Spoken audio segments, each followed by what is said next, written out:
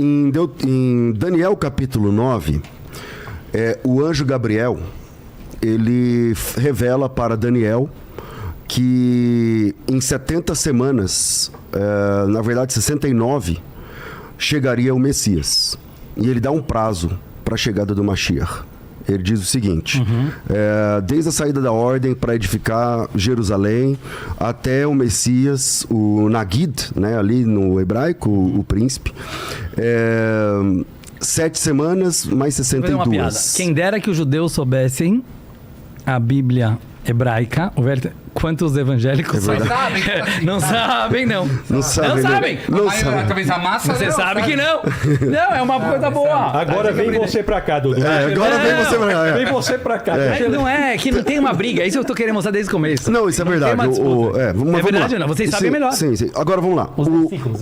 O texto diz o seguinte, Daniel capítulo 9, versículo 25, ele fala o seguinte, isso é uma revelação do anjo Gabriel para Daniel, falando sobre a chegada do Mashiach, do Messias, né? Vou falar em português aqui, Messias. Isso. E ele diz o seguinte, sabe, entende, desde a saída da ordem para restaurar e edificar Jerusalém até o ungido, que também é o Nagid, né? Também é o príncipe, 7 semanas mais 62 semanas.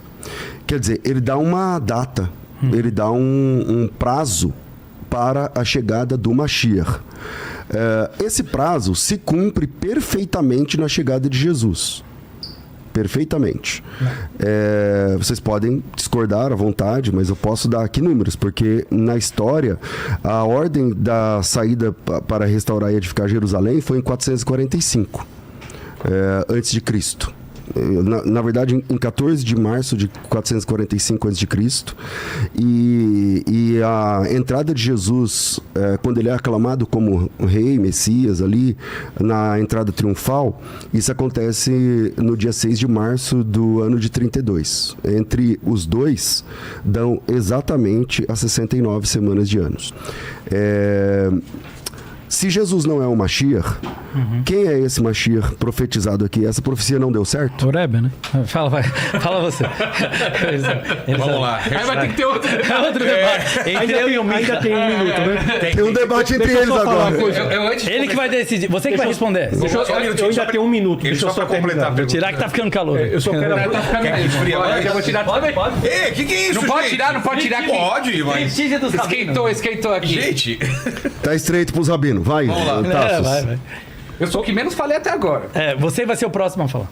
Quero só aproveitar para... Acho que eles estão tendo mais tempo ali. Dizer que para nós, algo que o Rabino Mirra falou, aproveitando esse último minuto, só para deixar claro o nosso posicionamento, para nós, Deus é espírito. Só deixar isso claro. Deus é espírito. E outra coisa que você falou, que com todo respeito eu acho que não procede, é que o ilimitado não pode se tornar limitado. O que não pode é o contrário, Mirra. O limitado é que não pode se tornar ilimitado, o contrário pode.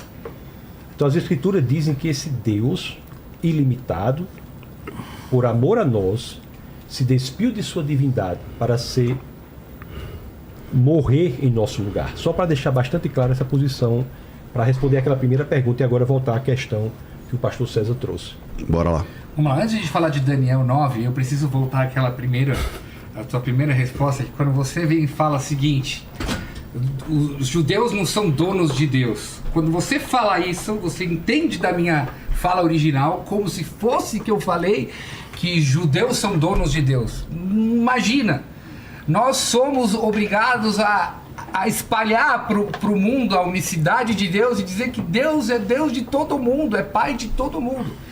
Quando Deus escolhe a gente no Monte Sinai, é no sentido que eu preciso cumprir 613 preceitos e todo o resto da humanidade somente 7 preceitos, para sermos igualitários, igualmente filhos perante Deus. Jamais um judeu vai chegar para você e falar, sou dono de Deus. Então não procede essa fala, e eu nunca quis dizer isso. 2/3 dos 603 não podem ser cumpridos porque não existe mais o tempo. Muitos dos preceitos não podem ser cumpridos. Mas continua. Óbvio, mas somos igualmente filhos de Deus. Não, mas só para responder você tem que responder as perguntas dele. Sim, agora vocês responder assim. Agora, quando vocês acreditam num Deus homem, aí esse Deus não pode ser o mesmo que eu. E na verdade você não está seguindo o seu próprio Deus. Isso que ele quis dizer. Isso que eu quis dizer. Quer dizer o seguinte, você tem o mesmo Deus que eu, Deus mas você segue Jesus. outro. Jesus você segue encarnado. outro, você segue um homem de carne e osso. Acreditar que Deus é uma pessoa. Porque para nós, eu trouxe provas bíblicas que Deus não é homem. Não, Deus não se limita a homem. Então, essas provas vocês não me responderam, mas agora eu vou pro Daniel. Fala pro Daniel. Vamos pro Daniel. Você me trouxe profecias de Daniel. Vamos entender Daniel. Primeiro, olha todo o começo do capítulo de Daniel, com Daniel falando dos pecados do povo de Israel, que o povo de Israel não cumpriu a palavra de Deus e tudo tal, referindo-se ao quê? A Torá. A Torá. Não a um outro testamento. Quando você lê a profecia de Gabriel para Daniel, você tem que se posicionar no tempo. Onde está Daniel? Daniel está entre o primeiro templo e o segundo templo. E você faz a conta da diáspora da Babilônia, 70 anos. Até a segunda construção do templo, são 490 anos. Exatamente o que está escrito lá. E hoje o Gabriel está dizendo para ele, sim, naquela época podia ter chegado o Mashiach, isso ainda é muito antes de... Podia não tem podia. Sim. O texto está dizendo assim, ó, sabe e entende, desde a saída da ordem para restaurar e edificar Jerusalém até a chegada do ungido. Não é que pode ser que vai chegar o ungido. A minha pergunta foi, cadê o ungido? Esse que é o negócio, quando você se chama Mashiach, Mashiach não necessariamente é o Salvador, esse que você está achando. O rei. Não é alguém que vai se tornar. Não é a salvação total necessariamente. Não, é um rei que vai estar ajudando a gente. Aliás, o rei Davi. Ele é chamado de Mashiach. A tradução de Messias é o ungido, todo rei de Israel era ungido. O rei Davi chamava Saul o Mashiach o tempo todo. Koresh é chamado de Mashiach em Isaías. O profeta Isaías... Então quem é esse Mashiach? Me dá esse nome. É o rei. Urash traz aqui. Vou te trazer aqui. Qual rei? Vou te trazer aqui. Tá escrito aqui. Pra mim ia ser mais fácil. Quem é o Ele quer o nome. Não, mas aí você precisa pedir pro Vilela trazer a gente só pra esse. Tá. O debate dentro do povo judeu, quem é o Mashiach? Quem é esse Mashiach? Aí, de Daniel. Não, mas isso agora fala. Koresh. Eu tô te adiantando. Koresh. Koresh é chamado de Mashiach em Isaías já. E ele foi morto? Essa é a tradução literal. Foi. Ele foi morto pelas pessoas? Foi. Morreu. Koresh morreu. Não. Todo mundo morre, Mirra. Ele foi morto como? Não sei como Koresh morreu. Quem que é Koresh? Koresh era... Como fala em português? Ciro. Então... Foi o cara que impulsionou a construção do templo. Então, para você, o Ciro é o Messias. Posso falar um pouco? Aí nesse texto. Ele é chamado de Mashiach. Deixa eu falar um pouco. O próprio Isaías chama ele. Se quer que eu te traga o versículo que Isaías chama... Eu conheço o texto de Isaías, mas ele está desconectado. Mas ele está desconectado do tempo. Porque, por exemplo, o Ciro... que é chamado de... Aliás, ele é chamado de meu servo, né? Aliás, acho que é Eved, que aparece ali. Também é chamado de Mashiach. Agora. Não é um momento. A gente tem 5 minutos. Ouve o que eu estou falando. A gente tem que ser inteligente. A gente tem 1 minuto e meio. Eu posso continuar um pouquinho? Claro, vontade. Não, só porque a gente tem... Desculpa. Essa história do tempo, então eu queria... Em primeiro lugar, pelo que foi me passado, a gente ia ter 5 minutos cada um para falar antes. Acho que pulou essa fase. Antes da parte de perguntas e respostas, certo? Não, foi aquela apresentação de vocês. Isso, mas não tem... Não, por que eu tô querendo falar? Tá. É porque eu acho que é mais importante do que tudo. Pessoal, qual é o título desse debate mesmo? Não, a gente tem 1 minuto e meio agora. Mas eles estão falando enquanto a gente está, entendeu? Isso aqui não é respeito. A gente para. Não parou. Você agora parou. Você me dá a questão de ordem, né? Pode falar. Questão de ordem. O título do debate aqui, do bate-papo... Escrituras. É Teologia Cristã versus e Escrituras Judaicas. Correto. Concorda comigo? Perfeito. O que nós estamos mostrando aqui... É isso mesmo. É que... Não é isso não. Harry Potter não tem nada a ver com isso. O que a gente está mostrando aqui... Você está ofendidinho, meu amigo, porque você não está entendendo a profundidade do que eu quis falar com Harry Potter. É que eu tenho a humildade perante todos os sábios que vieram antes de mim. Agora está no nosso horário de falar. Igual que a gente não interrompeu, eu acho que vale deixar até os 5 minutos. Então, depois dos 5 minutos você pode falar. Depois você pode falar. Então, vamos lá. Falta 1 minuto. Depois você vai falar, não tem problema. Agora a nossa vez, eu não pude falar quando vocês queriam falar. Eu vim aqui porque eu vou falar agora direto o que eu falaria nos meus 5 minutos anteriores. É o seguinte, judaísmo obviamente não é uma religião. O judaísmo não é uma religião. O judaísmo nasceu antes de todas as religiões. O judaísmo é um fato. Deus baixou no Monte Sinai, escolheu o povo judeu, entregou os 10 mandamentos e falou para o povo judeu iluminar a humanidade com a sabedoria da unicidade divina. É isso que a gente faz até agora.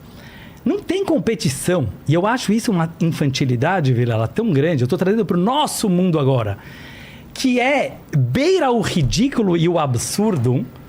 Eu e o Mirra, com todo respeito aos nossos queridos colegas, acharem que 500 anos depois, que os maiores rabinos, cabalistas e sábios com bispos e padres daquela época, já fizeram todos esses debates e já responderam tudo o que vocês quiserem perguntar, e ainda mais a níveis intelectuais que a gente não consegue entender. Então, para mim, segundo gostou do Harry Potter, vou trazer outro. Parece menininha do TikTok que tá querendo achar que sabe alguma coisa sobre o que tá acontecendo no mundo. Isso é uma infantilidade, Vilela, e uma arrogância de um nível que não cabe aqui. Então, eu quero finalizar dizendo que é o seguinte, eu acho que o nosso objetivo como pessoas de bem... Eu vou falar, não foi me cortado 15 segundos enquanto ainda estava correndo o tempo, eu vou falar. Como pessoas de bem, ter a humildade de saber que nós estamos num mundo que hoje em dia está uma bagunça, está criminoso, está agressivo. Em vez da gente se juntar e da gente se unir com valores reais e verdadeiros como amor, unicidade de Deus, como união da família, como valores e princípios, e eu falo isso aqui para dentro da própria religião cristã, que eu vejo pessoas se matando, evangélicos com católicos, desculpa falar, eu não vou falar palavrão aqui, mas ferre-se. Ou seja, vocês estão brigando por uma vírgula. Você acha que Jesus está aí para isso? E eu vou finalizar essa minha fala, depois eu nem preciso falar mais. Uma vez chegou um cara que falou pro Rabino, eu tenho um grande problema, o meu filho, um judeu, é uma história verídica, falou, Rabino, o meu filho foi pro cristianismo e se converteu pro cristianismo. Não tem coisa pior, né, para um judeu que poderia acontecer do que isso. Aí o Rabino falou, vem aqui no canto que eu vou te falar a verdade. Eu também, ninguém sabe da comunidade, o Rabino falou, eu tenho um filho que também se converteu para o cristianismo. Na hora que Deus viu os dois batendo papo, Deus apareceu e falou, vem aqui que eu quero te contar um segredo. Quem entendeu, entendeu. Eu também tenho um filho que se converteu. Jesus era judeu. Ele era igual eu e o Micha aqui brigando. Ele era um rabino que estava lá, revolucionário, e ele era foda, desculpa a palavrão agora, na minha opinião, no sentido que ele trouxe os valores principais do judaísmo, como amor ao próximo, que ninguém tinha, como família, que ninguém tinha, como monoteísmo, que ninguém tinha, como união da humanidade, melhorar o mundo para uma era melhor. E ele trouxe isso para as outras nações. Isso foi algo fantástico. E eu li isso em livros de Cabala, não sou eu que estou inventando aqui. As religiões que foram criadas em cima de Jesus, que são todas as vertentes... Não, vocês vão ter 2 minutos. Eu falei, não precisa nem mais falar. Que são todas as vertentes cristãs em cima disso, que infelizmente... certo? Assim como tem vertentes judaicas e muçulmanas e budistas, que mataram pessoas por não falar a mesma frase que o cara estava falando. É de uma vergonha tão grande.